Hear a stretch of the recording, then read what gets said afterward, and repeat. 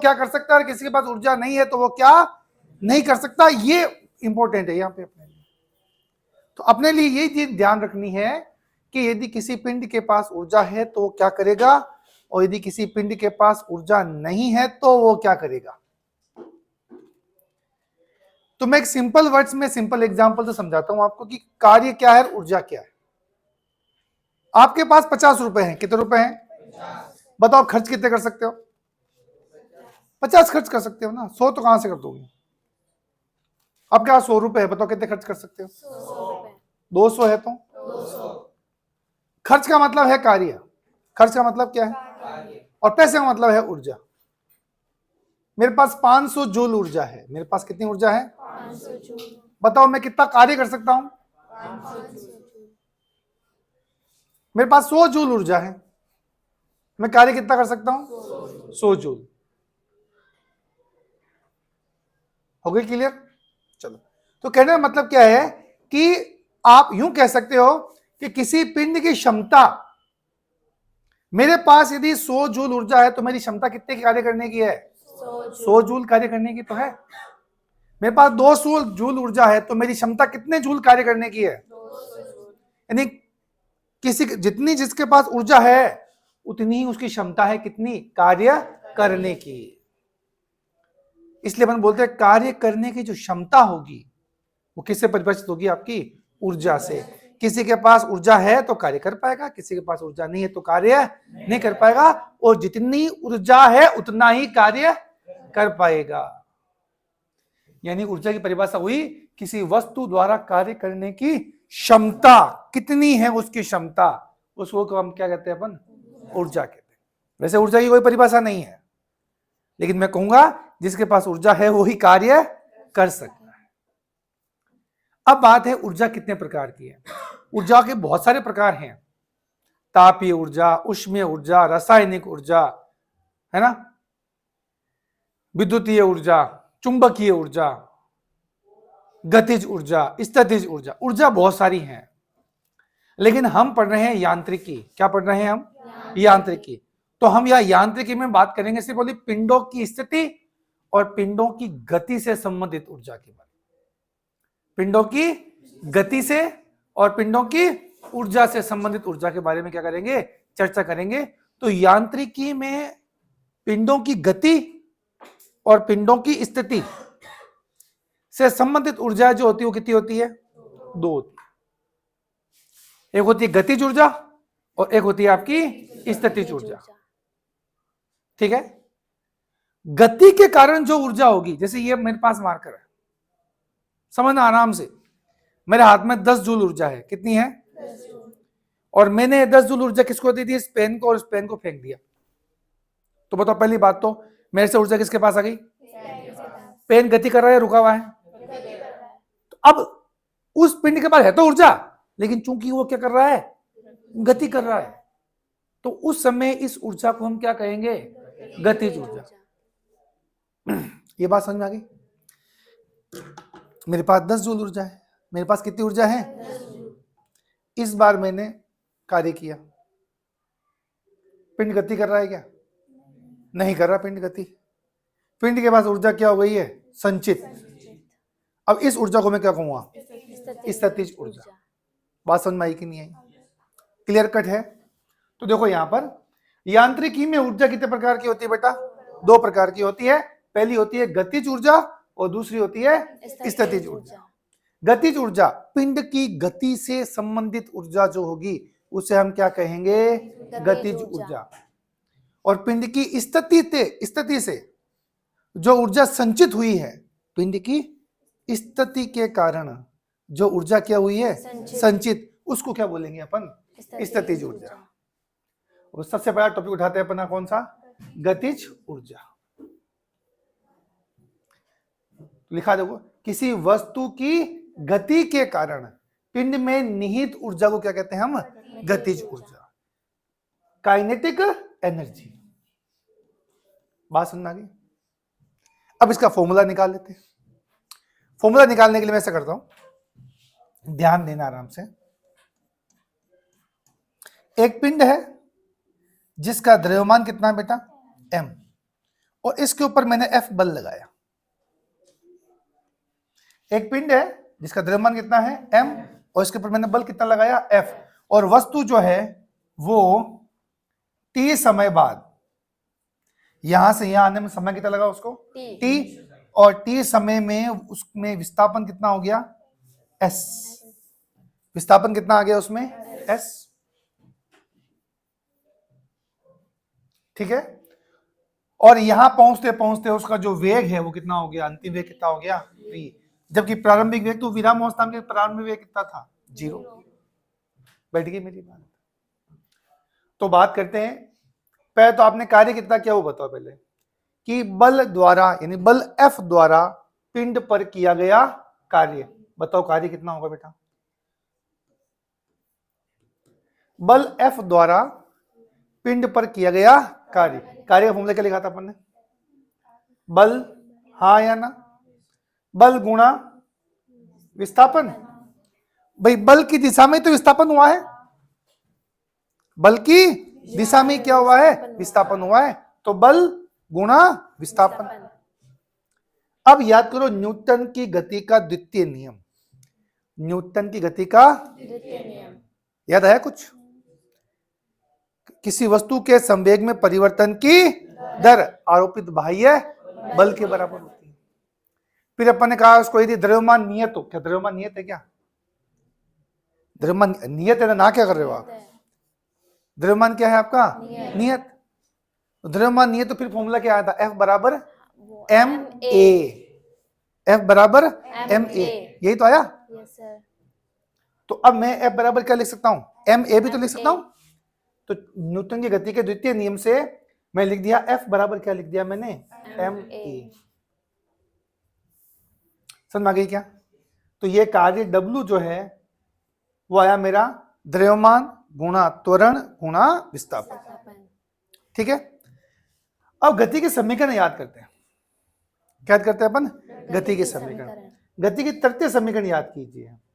तृतीय समीकरण क्या है, v स्क्वायर बराबर क्या है आपका u स्क्वायर प्लस 2as, यही है, जहां v क्या है अंतिम वेग, u क्या है प्रारंभिक वेग, a, त्वरण, s विस्थापन। चलो तो यहां से मुझे बताओ v स्क्वायर बराबर कितना आ जाएगा बेटा, प्रारंभिक वेग कितना है बेटा 0 प्लस 2as, और यहां से मुझे as का मान निकाल के बताओ,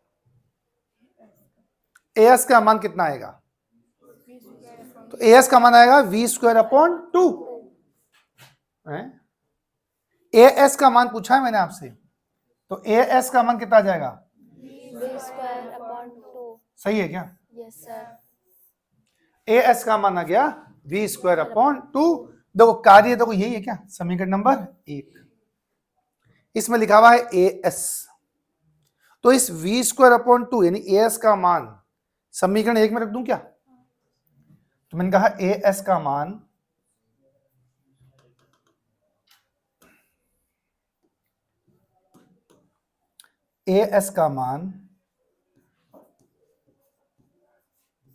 समीकरण 1 में रखने पर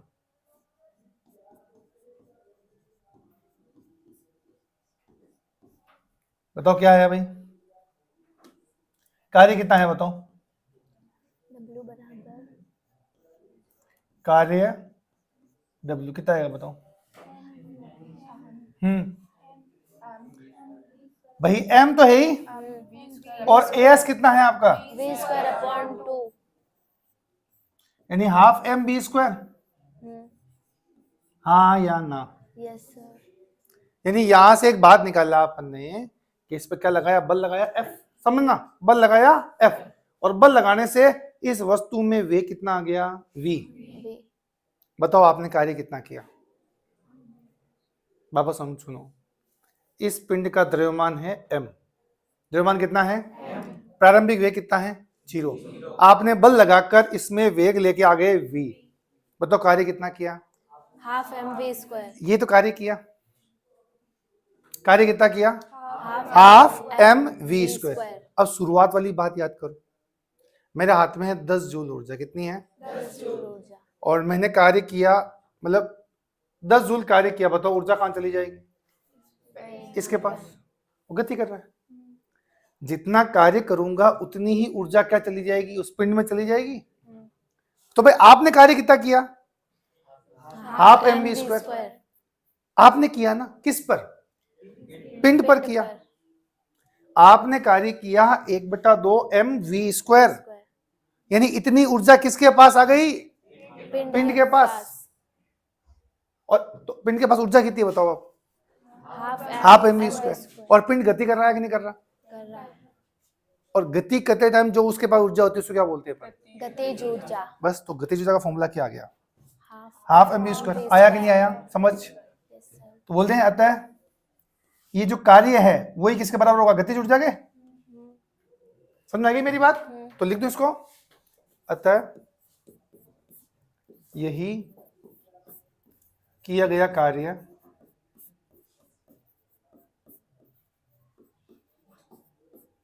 किसके बराबर होगा बेटा आपका? गतिज ऊर्जा। किसकी गतिज ऊर्जा? पिंड की। पिंड की गतिज ऊर्जा। गतिज ऊर्जा के बराबर। ऐसा कारण समझ में आया कि नहीं आया कि ये लाइन क्यों लिखी? अतः गतिज ऊर्जा का अपने पास एक सूत्र आ गया, और वो कितना आ गया बेटा? 1/2 mv स्क्वायर। यह है काइनेटिक एनर्जी का फॉर्मूला, 1/2 mv स्क्वायर। समझ में आ रहा? अब यार ना, मेरे को किसी ने बताया था कि संवेग होता है द्रव्यमान गुणा वेग। संवेग क्या होता है? द्रव्यमान गुणा वेग। तो क्या इसको यहां पर इस रूप में भी लेके आ सकते हैं क्या?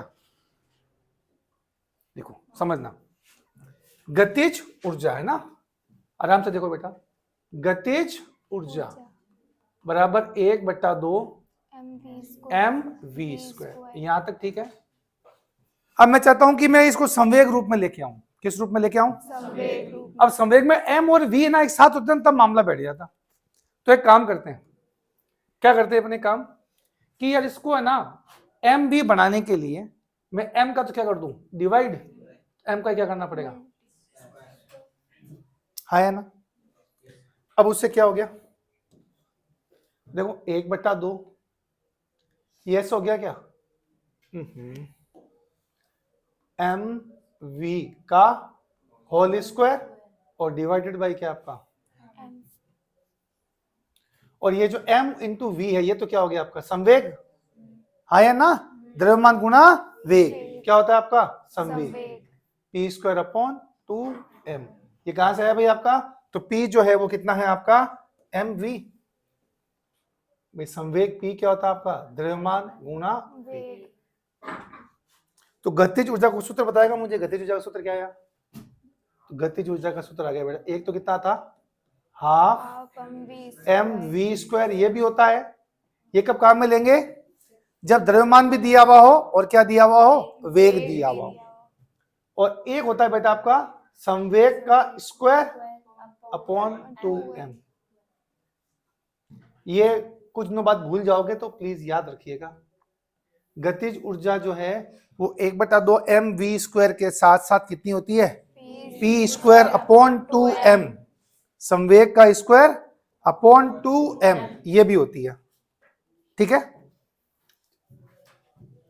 अच्छा, और कुछ नेतागिरी करना चाहो तो और कर लो। कैसे नेतागिरी कैसे करेंगे बताओ?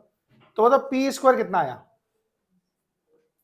p स्क्वायर आया 2m और साथ में क्या आ गया? Kinetic energy.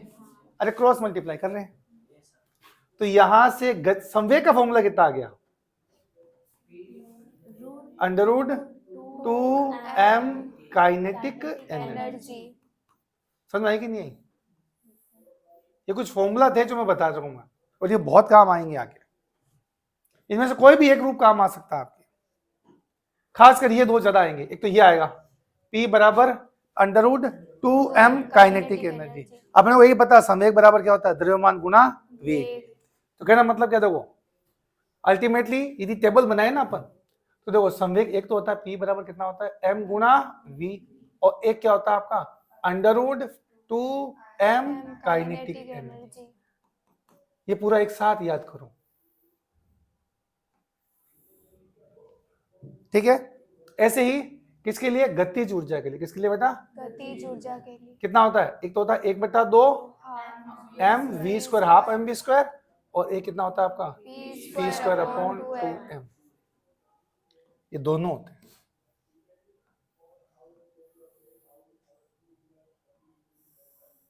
ये दोनों होते हैं।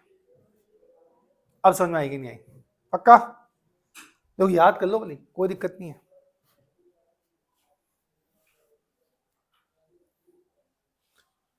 पॉज किया कि स्टॉप किया, हाँ कोई बात नहीं, ठीक है। पहला काम पॉज कर रखा करो, स्टॉप तो बाद में कर देंगे, पूछने के बाद में सर पॉज किया कि स्टॉप किया, करना क्या था, ऐसा ना रिकॉर्डिंग नहीं हुई, और ऐसा मत बोलना पॉज भी नहीं हुआ, पहले नहीं है तब नहीं हुआ, तब तक जब